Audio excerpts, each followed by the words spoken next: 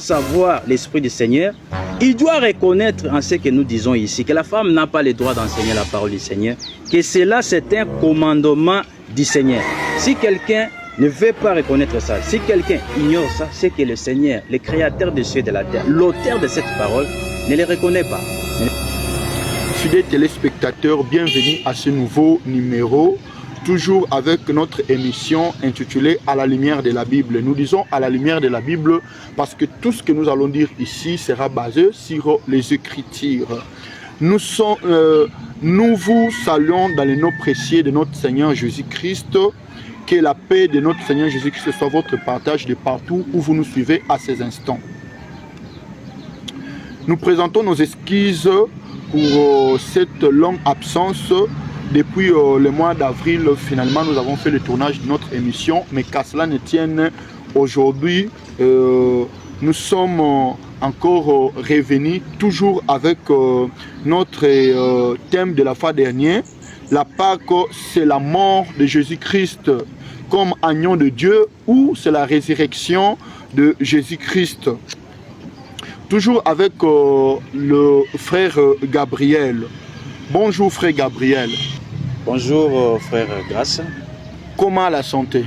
Oui, la santé va bien par la grâce de Dieu. Nous sommes très honorés de vous avoir avec nous sur ce plateau. Toujours comme je viens de dire avec la suite. Sur la suite de notre thème que nous avons eu la fois dernière. La Pâque. La Pâque, c'est la mort de Jésus-Christ comme agneau de Dieu ou c'est la résurrection de Jésus-Christ. Alors, aujourd'hui, nous voulons maintenant, parce que la fois dernière, vous nous avez dit que la Pâque n'était pas la résurrection de Jésus-Christ, mais c'était la mort de Jésus-Christ. Alors, aujourd'hui, nous voulons savoir, avec chers téléspectateurs, nous voulons savoir si la résurrection nous amène à quelle fête pour nous les chrétiens. Oui, je suis très content pour cette question. Comme vous venez de le dire tantôt, cette émission, logiquement, fait suite à celle que nous avions eu à présenter depuis le mois d'avril. Oui.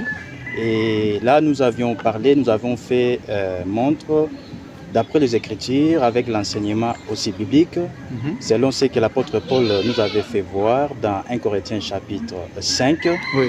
que la Pâque, c'était la mort du Seigneur Jésus-Christ, puisqu'il était écrit là-bas, car Christ, notre agneau pascal, a été immolé. Alors, beaucoup de personnes peuvent se demander, ou se sont demandé, alors la résurrection, il s'agit de quelle fête? C'est comme ça qu'aujourd'hui, nous allons devoir parler de l'ombre ou du type dont la résurrection du Seigneur Jésus-Christ est la réalité ou le corps. Alors, pasteur, nous voulons savoir l'homme de Dieu, nous voulons savoir si vous pouvez nous donner la liste de quelques fêtes que nous, les chrétiens, devrons nous célébrer pour que cela nous amène à savoir si la résurrection de Jésus-Christ se réfère avec quelle fête dans la vie chrétienne. Pour cela, nous allons devoir retourner au même livre que nous avions considéré la fois passée, c'est dans Lévitique au chapitre 23. Mais j'aimerais lire cela dans la version Parole de vie, puisque c'est là où cela est bien rendu. Dans Lévitique au chapitre 23, depuis les premiers versets, là je suis en train de lire dans la version Parole de vie. Le Seigneur dit à Moïse de donner aux Israélites les enseignements suivants. Quand vous ferez des grandes fêtes en mon honneur, vous vous réunirez pour m'adorer. Voici les dates de ces fêtes. Alors nous avons au verset 3 ici, il nous est parlé du sabbat. Là c'est la première. Nous avons au verset 4 les autres grandes fêtes pendant lesquelles vous vous réunirez à mon honneur, vous les célébrerez aux dates fixées. Nous avons les premiers mois, donc les mois de Nissan, comme nous l'avions vu, les 14 de ces mois-là, au coucher du soleil, ou entre les deux soirs, c'est la Pâque de l'Éternel. Ok. Et quand nous allons au verset 6, nous avons cette autre fête. Et le 15e jour de ces mois, donc de ces mêmes mois, les premiers mois, ce sera la fête des pains sans levain. Quand nous allons au verset 9 jusqu'au verset 11, nous voyons une autre fête. Quelle est cette fête-là? L'Éternel parla à Moïse et dit, parle aux enfants d'Israël et il leur dira, quand vous serez entrés dans le pays que je vous donne et que vous y ferez la moisson, vous apporterez au sacrificateur une gerbe, prémisse de votre moisson. Il agitera des côtés et d'autres la gerbe devant l'Éternel, afin qu'elle soit agréée. Le sacrificateur l'agitera des côtés et d'autres le lendemain du sabbat. Là, c'est la fête des prémices. Okay. Nous allons au verset 15. Depuis le lendemain du sabbat, du jour où vous apporterez la gerbe qui sera agitée des côtés et d'autres, vous compterez 7 semaines entières. Vous compterez 50 jours jusqu'au lendemain du 7e sabbat. Là, c'est la fête de Pentecôte, ou la fête des semaines, ou la fête des moissons. Okay. Nous allons au verset 23 du chapitre 23 de Lévitique. L'Éternel parla à Moïse et dit, parle aux enfants d'Israël et dit, le 7e mois, maintenant ici nous sommes au 7e mois, le 7e mois, le premier jour du mois, vous aurez un jour de repos, publié au son des trompettes et une sainte convocation. Okay. Là, c'est la fête des trompettes. Nous sommes maintenant au verset 26. L'Éternel parla à Moïse et dit, le 10e jour de ce 7e mois, ce sera le jour des expiations. Là, nous avons les jours des expiations. Okay. Nous descendons au verset 34.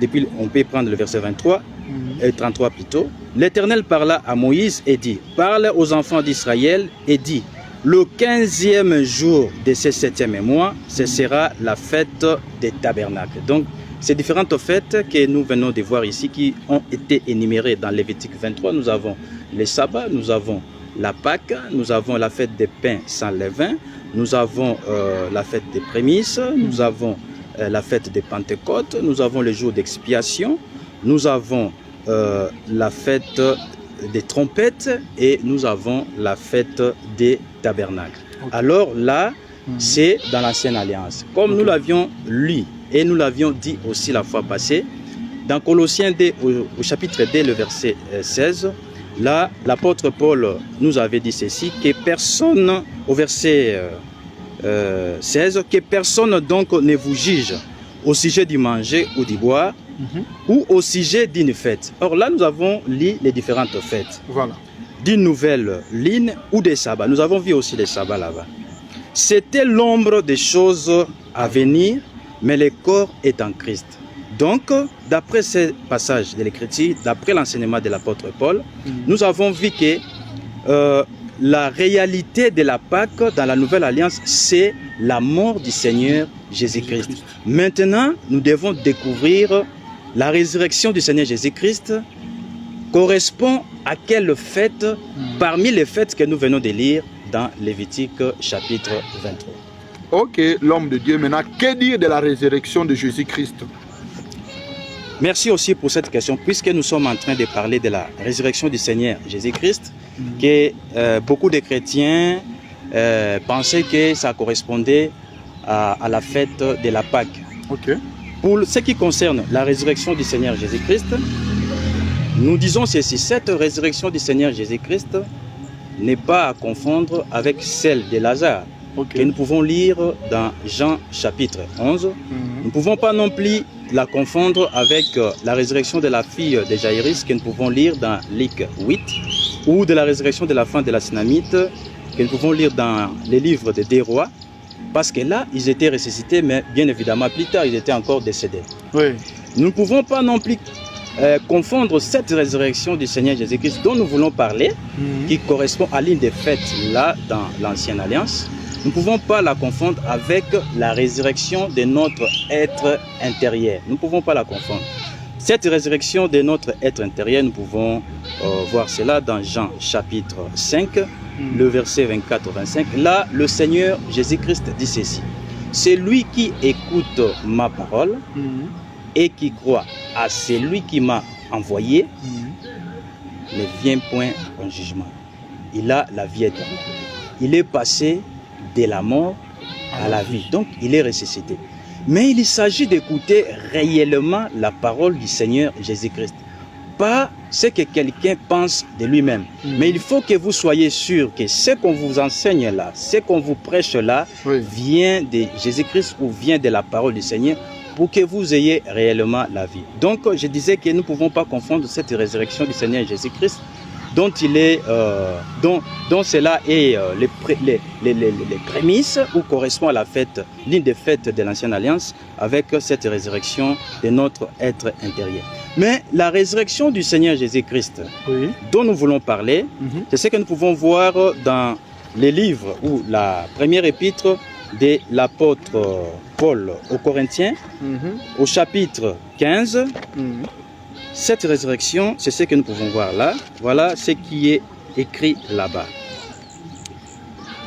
Nous prenons 1 Corinthiens chapitre 15, comme je le disais, depuis le verset 51 par exemple. Voici, je vous dis un mystère, nous ne mourrons pas tous, mais tous nous serons changés. En un instant, en un clin d'œil, à la dernière trompette. La trompette sonnera et les morts ressusciteront incorruptibles. Et nous serons changés. Car il faut que ces corps corruptibles revêtent l'incorruptibilité et que ces corps mortels revêtent l'immortalité. Donc c'est de cette résurrection dont nous sommes en train de parler. Nous on dit, les autres disent que c'est l'enlèvement. Oui, c'est l'enlèvement, puisqu'ici il est parlé aussi de l'enlèvement, il est aussi parlé de la résurrection. Mais si nous voulons avoir encore d'autres détails, nous pouvons considérer toujours l'épître de Paul, cette fois-là, aux Thessaloniciens, la première épître de Paul aux Thessaloniciens, depuis, c'est au chapitre 4, depuis le verset 13. Là, je peux lire rapidement. Nous ne voulons pas, frères, que vous soyez dans l'ignorance au sujet de ceux qui sont décédés, afin que vous ne vous affligez pas comme les autres qui n'ont point d'espérance. Donc les chrétiens ont de l'espérance. Car si nous croyons que Jésus est mort et qu'il est ressuscité, croyons aussi que Dieu ramènera par Jésus et avec lui ceux qui sont décédés. Voici en effet ce que nous vous déclarons d'après la parole du Seigneur. Donc c'est ainsi dit le Seigneur. Nous les vivants, nous ne devancerons pas ceux qui sont décédés. Car le Seigneur lui-même a un signal donné à la voix d'un archange et au son de la trompette. Donc les trois choses ici ne forment qu'une seule chose. De Dieu descendra du ciel. Voilà maintenant l'autre. Et les morts en Christ ressusciteront premièrement. Ensuite, nous les vivants qui serons restés, nous serons tous ensemble enlevés avec eux sur des nuées à la rencontre du Seigneur dans les airs. Et ainsi, nous serons toujours avec le Seigneur. En tout cas, jusque-là, les choses ne sont pas claires. En bref, en aimant l'homme de Dieu, je ne suis pas toujours convaincu sur la résurrection de Jésus-Christ. Si nous, les chrétiens, aujourd'hui, nous pouvons comparer ça à quelle fête? De la manière dont on compare la Pâque avec la mort de Jésus-Christ comme la mort de Jésus-Christ comme agneau de Dieu, qui est la Pâque. Maintenant, cette résurrection, quand est-ce que nous, chrétiens, nous allons célébrer la résurrection de Jésus? Quelle est cette fête qui correspond à la résurrection de Jésus-Christ pour nous, les chrétiens?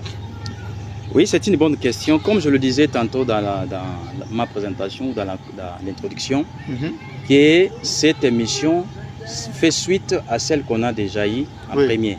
Là, nous avons fait voir où l'apôtre Paul, puisque c'est lui qui a été envoyé pour nous enseigner, nous les nations. Voilà. Il a montré dans 1 Corinthiens chapitre 5 que la Pâque, c'est la mort du Seigneur Jésus-Christ et non sa résurrection. Toujours le même apôtre Paul va nous montrer aussi la résurrection correspond à quelle fête parmi les fêtes que nous venons de lire dans les livres de Lévitique chapitre 23. Nous sommes toujours dans le même chapitre que j'avais abordé, le chapitre 15 de 1 Corinthiens. Alors c'est là où l'apôtre Paul nous fait voir la résurrection correspond à quelle fête parmi les fêtes que nous avons lues dans les livres de Lévitique au chapitre 23. Nous sommes au verset 20. Mais maintenant, Christ est ressuscité des morts. Voyez, l'apôtre Paul nous enseigne ici que Christ est ressuscité des morts. Il est les prémices. Voyez, parmi les fêtes que nous avons lues dans Lévitique 23, nous avons lu aussi parmi ces fêtes-là la fête des prémices. Maintenant, lui, l'apôtre Paul, trouve comme réalité ou corps de cette fête-là, fête des prémices, la résurrection du Seigneur Jésus-Christ. Puisque nous avons lu aussi les mêmes apôtres Paul dans Colossiens 2,16, dit que toutes ces fêtes-là, c'était l'ombre des choses à venir, dont la réalité ou les corps se trouvent en Christ. Et en Christ, il nous fait voir ici la réalité de ces fêtes-là. Et dans les cas d'espèce, il nous montre que la résurrection du Seigneur Jésus-Christ est la réalité ou les corps de la fête des prémices. Il dit ceci: mais maintenant Christ est ressuscité des morts. Il est les prémices de ceux qui sont morts. Car puisque la mort est venue par un homme, c'est aussi par un homme qu'est venue la résurrection des morts. Et au verset 23 du même chapitre, il dit: mais chacun en son rang ressuscitera. Christ est comme prémisse.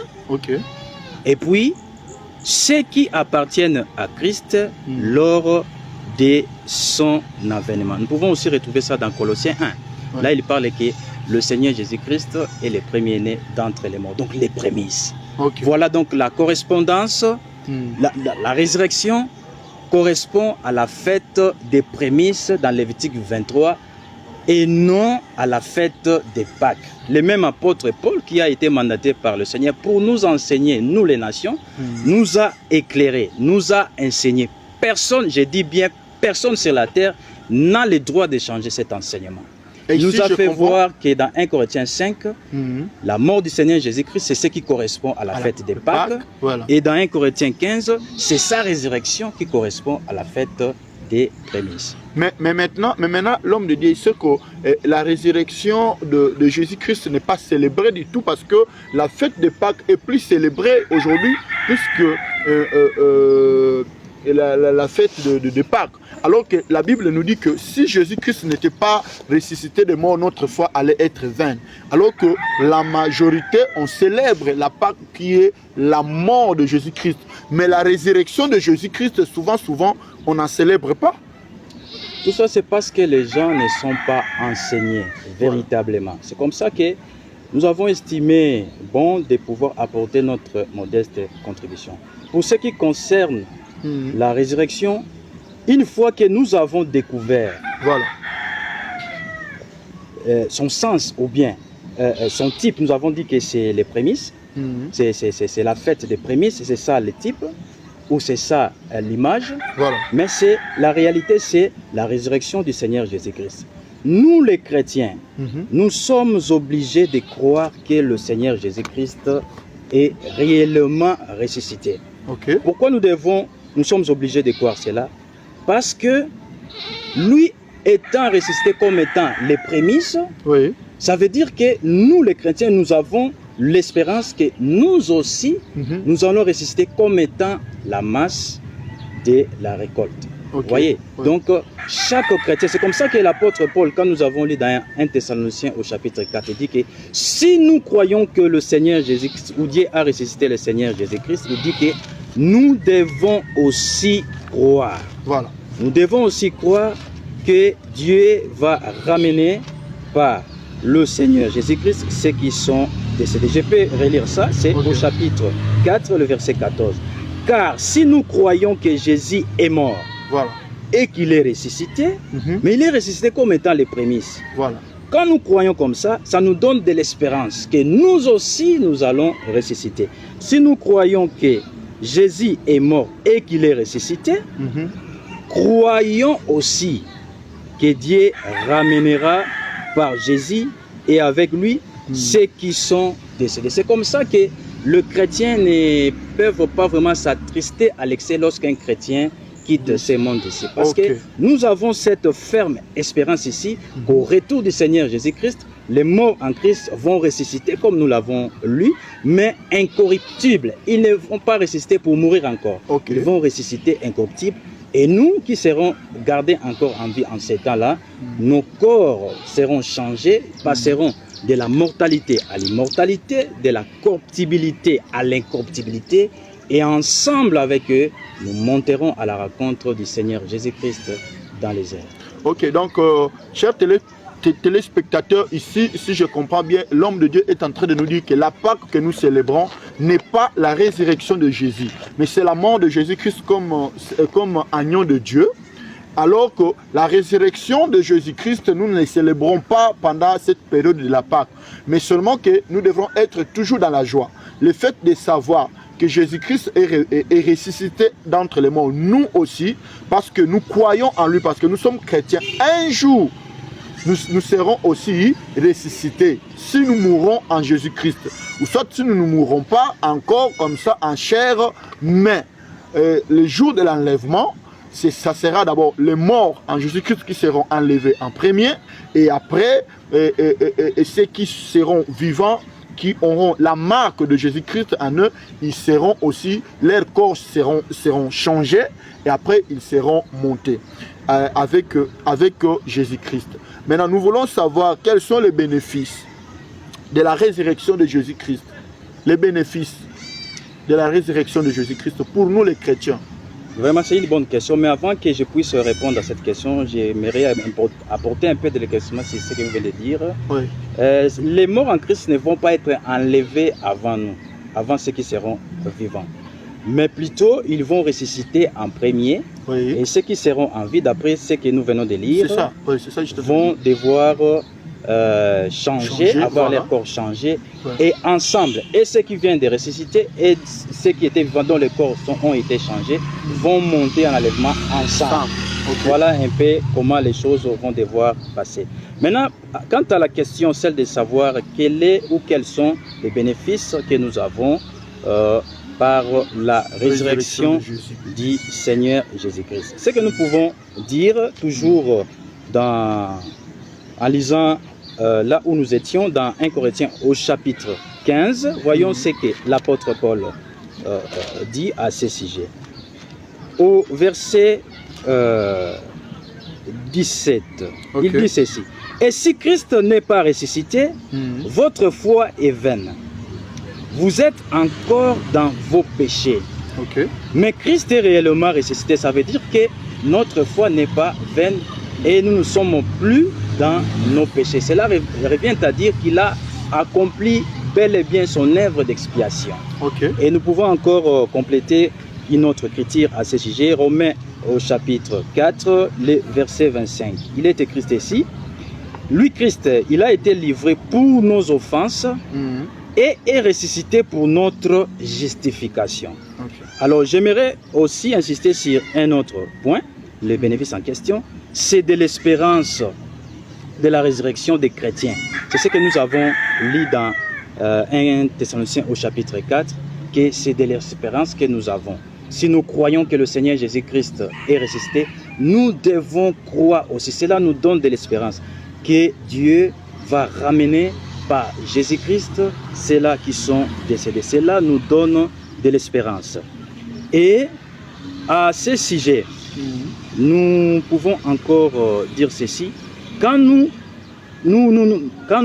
acceptons la résurrection du Seigneur Jésus-Christ comme étant les prémices, C'est comme vous avez dans la moisson, ou bien quand c'est là qui font l'agriculture, quand vous avez les premiers fruits, vous avez l'assurance que vous allez faire aussi la récolte de la masse. C'est comme ça que le Seigneur Jésus-Christ, comme il est ressuscité, étant les prémices, les chrétiens qui croient à cela doivent aussi avoir de l'espérance et aussi, lorsque c'est là qui vont passer par la mort physique, ils vont devoir résister lors du retour de l'avènement ou de l'avènement du Seigneur Jésus-Christ. Maintenant, quand est-ce que cela va s'accomplir? Quand s'accomplira la résurrection en masse des chrétiens? Ça aussi, c'est une bonne question parce qu'il y a eu aussi, tout au long des âges, des fausses doctrines qui disaient, par exemple, que la résurrection avait déjà eu lieu. Là, on peut voir cela, par exemple, dans 2 Timothée 2, il y avait des faux enseignants qui enseignaient que cette résurrection avait déjà eu lieu. Mais, voyons un peu ce que l'apôtre Paul nous dit à ce sujet. Toujours dans le même livre ou la même épître où nous étions dans 1 Corinthiens au chapitre 15, là, il nous fait voir à quel moment cette résurrection des masses, donc des chrétiens, se fera. C'est au verset 23. Il dit ceci. On peut prendre le verset 22 pour avoir le contexte. Et comme tous meurent en Adam, de même aussi tous revivront en Christ. Mais chacun en son rang. Christ, lui, était ressuscité comme prémisse, c'est déjà dans les passés. Ensuite, ou bien puis, ceux qui appartiennent à Christ, mais à quel moment? Lors de son avènement. Donc c'est au moment du retour du Seigneur Jésus-Christ que la résurrection en masse des chrétiens va devoir se faire. La résurrection dont le Seigneur Jésus-Christ est les prémices. Nous pouvons aussi prendre un autre passage pour appuyer ça, c'est dans 1 Thessaloniciens au chapitre 4 où nous étions, au verset 1 Thessaloniciens chapitre 4, au verset 1 Thessaloniciens chapitre 4, au verset 16. Car le Seigneur lui-même a un signal donné à la voix d'un archange et au son de la trompette de Dieu descendra du ciel. Vous voyez, c'est au moment où le Seigneur descendra du ciel. Et les morts en Christ ressusciteront. Premièrement, ensuite, nous les vivants qui seront restés, nous serons tous ensemble enlevés avec eux sur des nuées à la rencontre du Seigneur. Donc c'est au retour du Seigneur Jésus-Christ que cette résurrection en masse des chrétiens, dont la résurrection du Seigneur Jésus-Christ et les prémices, va se faire. Alors nous voulons savoir, l'homme de Dieu, les conditions. Donnez-nous les conditions pour participer à cette résurrection en masse des chrétiens. Ça aussi, c'est une bonne question parce que nous ne sommes pas là seulement à passer pour simplement parler, mais c'est pour réveiller aussi certains chrétiens qui dorment, et c'est pour attirer aussi l'attention des gens pour que nous ne puissions pas simplement avoir ce qu'on appelle là une forme extérieure de la piété ou que cela soit simplement une formalité. Mais nous devons avoir la vie du Seigneur, comprendre ce que nous faisons. Lorsque nous allons à l'église, c'est pour écouter la parole de Dieu, afin que nous puissions conformer nos vies à la parole du Seigneur. Nous avons toujours dans la même épître de Paul aux Corinthiens, donc la première épître au chapitre 15, voyons un peu ce que l'apôtre Paul dit. Toujours dans les mêmes versets où nous venons de lire, il dit ceci. Maintenant ici, j'aimerais insister sur un autre mot. Le verset 22. Et comme tous meurent en Adam, de même aussi tous revivront en Christ. Mais chacun à son rang, ou bien à son temps. Nous avons dit que Christ, comme prémisse, c'est déjà dans les passés. Puis, ceux qui appartiennent à Christ. C'est ça la condition. Il faut appartenir à Christ.